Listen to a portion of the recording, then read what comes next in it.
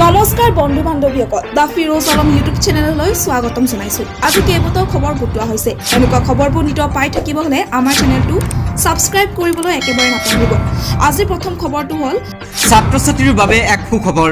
মোদী চৰকাৰে দিছে 50,000 টকা। আবেদনৰ শেষ তাৰিখ 31 অক্টোবৰ। কেন্দ্ৰৰ মানৱ সম্পদ উন্নয়ন মন্ত্ৰালয়ৰ তথ্য অনুসৰি যিসকল ছাত্ৰ ছাত্ৰীয়ে মাধ্যমিক বা উচ্চতৰ মাধ্যমিক উত্তীৰ্ণ হোৱাৰ পিছত উচ্চ শিক্ষাত নামভৰ্তি কৰিছে তেওঁলোকক মূলতঃ এই এককালীন সুবিধা প্ৰদান কৰাৰ সিদ্ধান্ত লোৱা হৈছে, যাতে আৰ্থিক অক্ষমতাৰ বাবে তেওঁলোকৰ অধ্যয়ন কৰাৰ ক্ষেত্ৰত কোনো ধৰণৰ বাধা নাথাকে।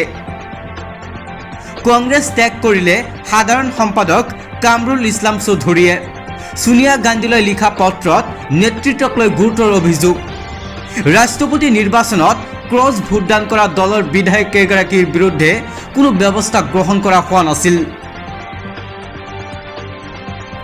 বক্স অফিচত হিট ৰণবীৰ আলিয়াৰ ব্ৰহ্মাস্ত্ৰ। বয়কট কলক ওফৰাই দ্বিতীয় দিনৰ পিছত বিশ্বজুৰি 160 কোটি টকা সংগ্ৰহ। 9 ছেপ্টেম্বৰত মুক্তি লাভ কৰা ব্ৰহ্মাস্ত্ৰ পাৰ্ট 1 চিপ অভিলেখী ট্ৰিলজি পৰিকল্পনাৰ প্ৰথমখন চিনেমা। চকুপানী ৰখাব পৰা নাই প্ৰবাসে। আল্লু অৰ্জুন, চিৰঞ্জীৱী, মহেশ বাবুৱে দিছে সান্তনা। প্ৰাক্তন কেন্দ্ৰীয় মন্ত্ৰী ইউ.ভি. কৃষ্ণম ৰাজুৰ শেষকৃত সোমবাৰে বিয়লি জুবলী হিলছৰ মহাপ্ৰস্থান মঠ কৰা হ'ব।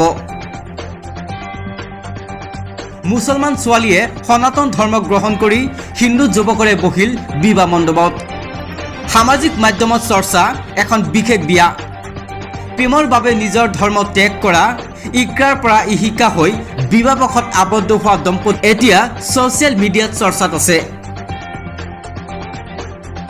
কেৱল এজন গায়ককে চেলুট কৰে জুবিন গাৰ্গে। কোন তেওঁ? ডিব্ৰুগড়ৰ সংগীতানুষ্ঠানত ক'লে জুবিন গাৰ্গে নিজেই।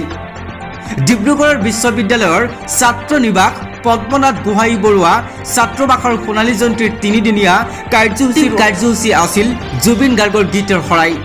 শ্ৰীলংকাৰ দখলত এছিয়া কাপ 2022 চনৰ চেম্পিয়নৰ খিতাপ 23 ৰানৰ ব্যৱধানত পৰাজিত হৈ ৰানাৰ্ছ আপ পাকিস্তান। এছিয়া কাপৰ ফাইনেল খেলত শ্ৰীলংকাই প্ৰথমে খেলি 6টা উইকেট 170 ৰান সংগ্ৰহ কৰে।